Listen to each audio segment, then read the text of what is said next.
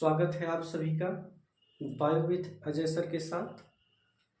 आज इस महत्वपूर्ण सेशन की शुरुआत करने के पहले मैं कुछ पंक्तियां आप लोगों के बीच में रखता हूं, जो कि पंक्तियां आपको मोटिवेट करेंगी, जिन पंक्तियों के माध्यम से आप अपने आगामी एग्जाम की तैयारी बेहतर करेंगे। चिराग तो सिर्फ अंधेरा ही मिटा सकता है, चिराग तो सिर्फ अंधेरा ही मिटा सकता है, आंखें तो तुम्हें खुद खोलनी पड़ेगी। तो आइए चलते हैं इस महत्वपूर्ण सेशन में।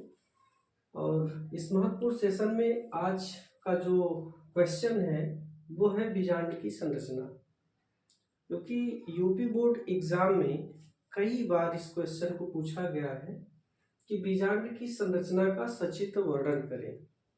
और आज इस बीजांड की संरचना के माध्यम से कई अन्य संरचनाओं को भी हम आपको समझाने का प्रयास करेंगे, और वो सारे के सारे क्वेश्चन जो कि आपकी बोर्ड एग्जाम में आते हैं। तो चलिए बिना लेट किए हम लोग शुरुआत करते हैं। सबसे पहले बीजांड की संरचना। बीजांड की संरचना की बात की जाए तो यहाँ पे बीजांड वृंत के ऊपर आप आएंगे तो नाभिका की संरचना। आगे बढ़ेंगे तो आप यहाँ पे देखेंगे निभाग की संरचना। ये जो भाग आपको दिख रहा है इसे अध्यावरण कहते हैं, और इस अध्यावरण के अंदर का जो भाग होता है कोशिकाओं का समूह होता है, जिसे बीजांड काय कहा जाता है।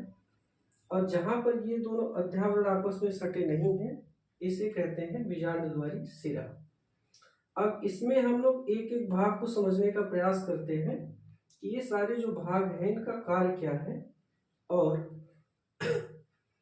इस संरचना के माध्यम से समझते हैं हम लोग। तो सबसे पहले बीजांड वृंत की बात की जाए तो बीजांड वृंत क्या करता है। बीजांड वृंत का कार्य होता है कि इस बीजांड की संरचना को ये क्या करेगा, अंडाशय के साथ जोड़ने का कार्य करता है।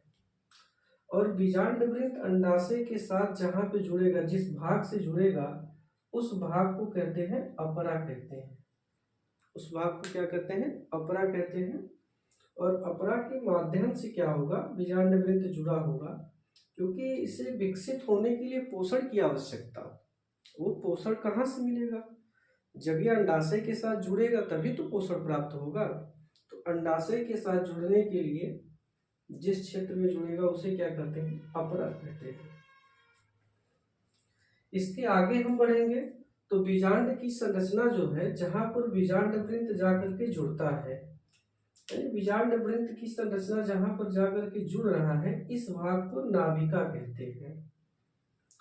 इसके ऊपर की तरफ चलेंगे हम तो इस क्षेत्र को निभाग कहा जाता है। निभाग से ही अध्यावरण का विकास होता है।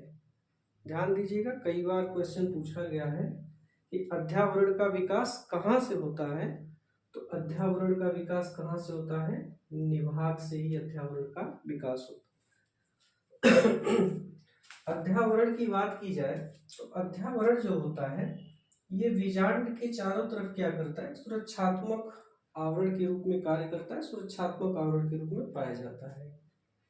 अलग अलग प्रजाति के पुष्पों की बात की जाए तो उन पुष्पों में बीजांड की संरचना में अध्यावरण जो होता है, इनकी संख्या 1 होती है, 2 होती है। कुछ ऐसे भी पुष्प होते हैं जिनमें अध्यावरण की संरचना नहीं भी पाई जाती। अगर हम बात करें अध्यावरण की संख्या की, तो जो 2 अध्यावरण हैं इनका उदाहरण सूरजमुखी और गेंदा। सूरजमुखी और गेंदा के जो पुष्प होते हैं उनमें अध्यावरण की संख्या क्या होती है, 2 होती है, द्वि अध्यावरणी बीजांड कहते हैं। वही अगर एक बीजपत्री पादपों की बात की जाए तो एक बीजपत्री पादपों में क्या होता है, अध्यावरण की संख्या 1 होती है। और वही अगर हम चंदन की बात करें तो चंदन में जो बीजांड की संरचना होती है उसमें अध्यावरण पाया ही नहीं जाता है। तो एक तरीके से देखें हम तो अध्यावरण का कार्य क्या है, एक सुरक्षात्मक आवरण प्रदान करना बीजांड को। बीजांड काय की बात की जाए तो बीजांड काय जो क्षेत्र होता है, यहाँ पे कोशिकाओं का पूरा समूह होता है और यहाँ पे संचित भोज्य पदार्थ होते हैं। और ये संचित भोज्य पदार्थ जो होते हैं, जब भ्रूण का विकास होगा तो भ्रूण के विकास के समय इस बीजांडकायी क्षेत्र से संचित भोज्य पदार्थों का यानी पोषण का, न्यूट्रिशन का उपयोग किया जाता है। आगे चले हम बीजांडद्वारी शिरा। तो बीजांडद्वारी शिरा जो होता है, यहाँ पे अध्यावरण आपस में सटे नहीं होते हैं, यहाँ पे अध्यावरण जो होता है अलग अलग होते हैं। और निषेचन की क्रिया जब होती है तो निषेचन की क्रिया के समय पराग नलिका क्या होती है, इसी बीजांडद्वारी क्षेत्र से प्रवेश करती है और प्रवेश करने के बाद क्या होगा, निषेचन की क्रिया होगी और इस बीजांडकाय क्षेत्र में ही क्या होगा, यहाँ पर विकास होता है। किसका? भ्रूण कोश का विकास होता है। ध्यान दीजिएगा शब्दों पे। किसका विकास होता है बेटा जी? यहाँ पर भ्रूण कोश का विकास होता है, जिसे मादा युग्मकोद्भिद कहते हैं। आज हम लोग इसको भी समझेंगे कि इसका विकास कैसे होता है। तो इस विकास की कड़ी में आगे हम लोग समझेंगे गुरु बीजाणु जनन की क्रिया को। पहले कि गुरु बीजाणु जनन की क्रिया क्या होती है, इसी चित्र के माध्यम से समझिए। तो बीजांडकायी क्षेत्र में हमने कहा कि यहाँ पे बहुत से कोशिकाओं का समूह है जिनमें भोज्य पदार्थ संचित होते हैं और यहीं पे पाई जाती है बेटा एमएमसी सेल। यहीं पर पाई जाती है एमएमसी सेल। एमएमसी सेल का मतलब हुआ मेगास्पोर मदर सेल, यानी गुरु बीजाणु मात्र कोशिका। अब ये जो गुरु बीजाणु मात्र कोशिका है, गुरु बीजाणु जनन की क्रिया जब होगी तो गुरु बीजाणु जनन की क्रिया के दौरान क्या होगा, इसमें अर्धसूत्री विभाजन की क्रिया होती है। इसको आप इस संरचना के माध्यम से समझिए। तो गुरु बीजाणु जनन की क्रिया के दौरान क्या होगा, यहाँ पे जो गुरु बीजाणु मात्र कोशिका है, इसमें अर्धसूत्री विभाजन की जब क्रिया होगी तो एक कोशिका विभाजित होगी और विभाजित होकर के ये 4 कोशिकाओं का निर्माण करती है। जो 4 कोशिकाएं बनेंगी, इस संरचना को कहते हैं गुरु बीजाणु चतुष्क।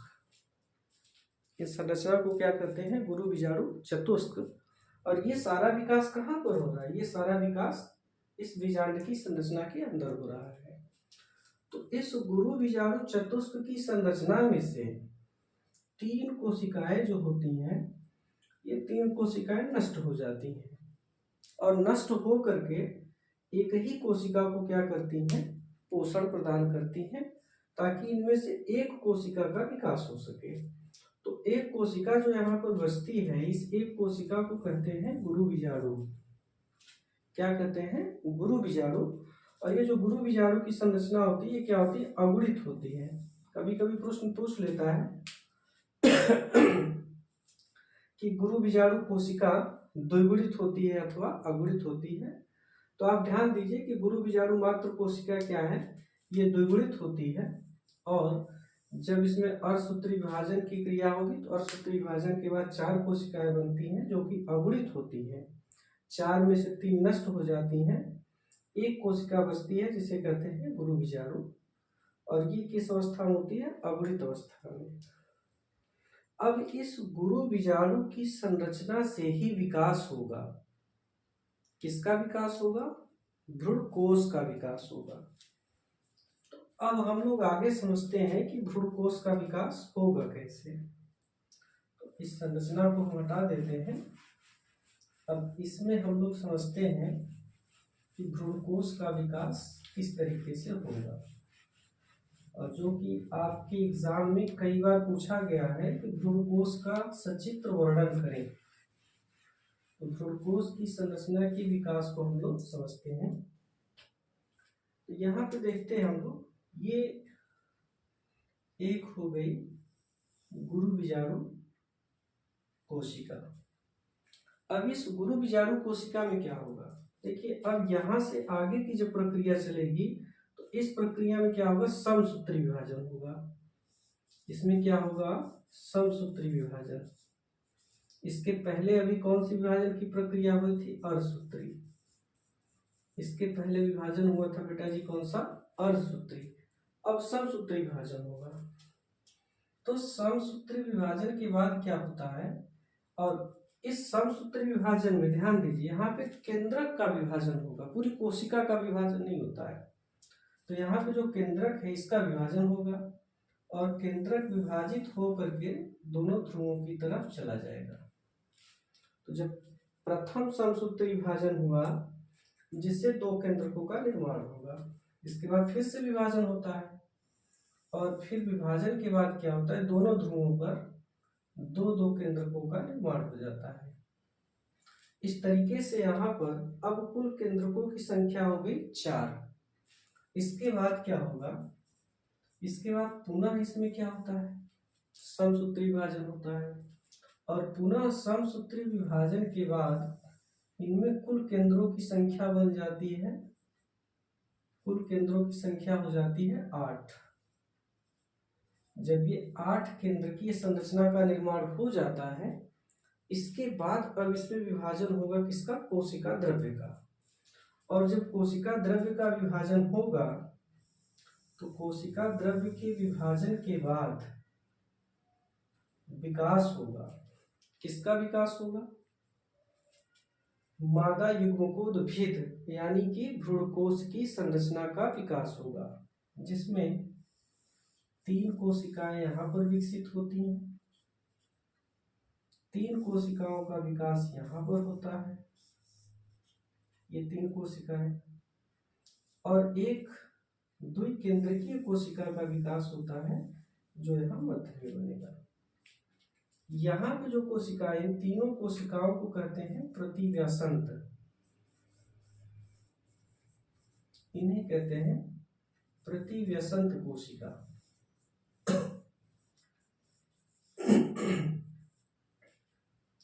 ये जो दोनों कोशिकाएं हैं, इन कोशिकाओं को कहते हैं सहायक कोशिका, इन्हें कहते हैं सहायक कोशिका। और ये जो कोशिका है इसे कहते हैं बेटा जी अंड कोशिका, इसे कहते हैं अंड कोशिका कहते हैं। और ये जो बीच में है इसको कहते हैं केंद्रीय कोशिका, इसे कहा जाता है केंद्रीय कोशिका। तो इस तरीके से देखा जाए तो गुरु बीजाणु जनन की क्रिया हुई, गुरु बीजाणु जनन की क्रिया के द्वारा गुरु बीजाणु का निर्माण हुआ जो कि अगुणित कोशिका थी। इस अगुणित कोशिका में समसूत्री विभाजन की प्रक्रिया प्रारंभ हुई और समसूत्री विभाजन की प्रक्रिया में क्या हुआ, यहाँ पर केंद्रक का विभाजन हुआ और केंद्रक के विभाजन से यहाँ पे 8 केंद्रकीय संरचना का निर्माण हुआ। और जब 8 केंद्रकीय संरचना का निर्माण हुआ उसके बाद इसमें कोशिका द्रव्य का विभाजन हुआ, जिससे यहाँ पे एक संरचना का विकास हुआ जिसे कहते हैं भ्रूणकोश कहते हैं या मादा युग्मकोद्भिद कहते हैं। तो ये जो संरचना है, इस संरचना में कुल 7 कोशिकाएं और 8 केंद्रक होता है। यानी ये जो संरचना बनी है, इस संरचना क्या है, 7C8N। तो देखते हैं हम लोग 7 कोशिका कौन कौन सी, 3 कोशिका यहाँ पर हो गई, 3 कोशिका यहाँ पर, 6 और 1 कोशिका ये बीच में, कुल मिलाकर के 7 कोशिका। लेकिन केंद्रकों की संख्या 8, 3 केंद्रक यहाँ पे, 3 केंद्रक यहाँ पर और ये 2 केंद्रक यहाँ पे। तो इस तरीके से ये जो संरचना बनी भ्रूणकोश की यानी मादा युग्मकोद्भिद की, वो कैसी संरचना है, 7C8N संरचना है, जो कि एग्जाम में कई बार इसको भी पूछा गया है कि भ्रूणकोश की संरचना कैसी होती है। तो बेटा यहाँ पे हम लोगों ने भ्रूणकोश के विकास को भी समझने का प्रयास किया। अब इसी संरचना के माध्यम से एक और बेहद महत्वपूर्ण क्वेश्चन को मैं और मेंशन करता हूँ, दोहरा निषेचन। आप सभी लोग जानते हैं कि दोहरा निषेचन क्या होता है, और दोहरा निषेचन कई बार एग्जाम में दोहरा निषेचन की बात की जाए तो एग्जाम में कई बार पूछा गया है। हर साल बोर्ड एग्जाम में जितने सेट बनते हैं उन सेटों में दोहरा निषेचन से संबंधित क्वेश्चन जरूर रहता है। तो दोहरा निषेचन कहते किसे हैं, इसको समझते हैं हम लोग। कि दोहरा निषेचन में क्या होता है कि जब पराग नलिका प्रवेश करती है कहाँ पर, बीजांड के अंदर प्रवेश करेगी, और बीजांड के अंदर प्रवेश करने के बाद यहाँ पर क्या होता है, इस पराग नलिका के माध्यम से यहाँ पर दो युग्मक जो होते हैं वो प्रवेश करते हैं। कहाँ पर? ये दो युग्मक प्रवेश करेंगे इस मादा युग्मकोद्भिद की संरचना में, और इनमें से एक युग्मक जो होता है ये जाकर के अंड कोशिका के साथ संयुग्मित होता है, और जब ये अंड कोशिका के साथ संयुग्मित होगा तो ये युग्मनज का निर्माण करता है। किसका निर्माण करता है? युग्मनज का, जो कि एक द्विगुणित संरचना का विकास करेगा।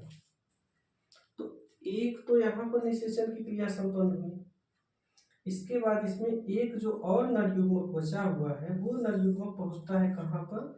केंद्रीय कोशिका के पास, और केंद्रीय कोशिका के साथ संयुग्मित होकर के ये एक त्रिगुणित संरचना का निर्माण करती है, और ये जो त्रिगुणित संरचना बनती है इसे कहते हैं PEN, यानी प्राइमरी एंडोस्पर्मिक न्यूक्लियस, या इसी को PEC भी कहते हैं, प्राइमरी एंडोस्पर्मिक सेल, यानी प्राथमिक भ्रूणपोष कोशिका। तो यहाँ पे आप देख रहे हो कि यहाँ पे दो निषेचन की क्रिया हो रही है। एक तो निषेचन की क्रिया है जिसमें एक युग्मक मिला किसके साथ? अंड कोशिका के साथ, इसने युग्मनज का निर्माण किया, और दूसरे जो नर युग्मक थे ये गई केंद्रीय कोशिका के पास, और केंद्रीय कोशिका के साथ संयुग्मित होकर के त्रिगुणित संरचना का निर्माण किया, जो प्राथमिक भ्रूणपोष की कोशिका का निर्माण करती है, जो विकसित होकर के भ्रूणपोष की संरचना का निर्माण करेगी।